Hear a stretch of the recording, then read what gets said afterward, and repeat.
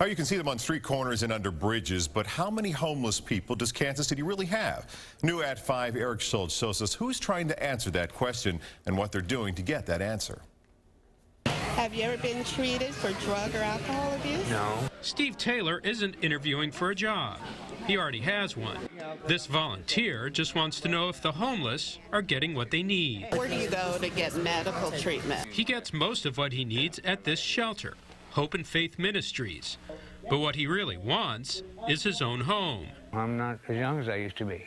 I need some place to lay my head down and not have some guy snoring next to me or somebody calling me an MF and telling me to get out of the way. He's like a lot of the working poor. He makes enough to stay in a motel every now and then, but not enough to rent his own place. If you are a single adult making it with a minimum wage job, and let's say it's hourly, if it's ideal and you're working full-time hourly, you're making less than $15,000 a year. That's not enough for rent, food, and utilities, and even a small apartment. That's why a local group was out today, trying to get an accurate count of all the homeless in Kansas City. It's called the 100,000 Homes Campaign.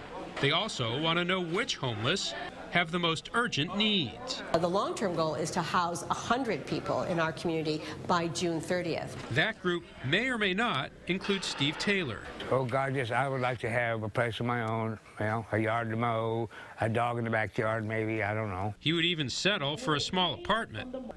But right now, it's not something his small paycheck can buy. Eric Schultz, 41 Action News. Now, one of the organizers tells us she expects to see a rise in the homeless population, especially between the ages of 18 and 24 and among families headed by veterans.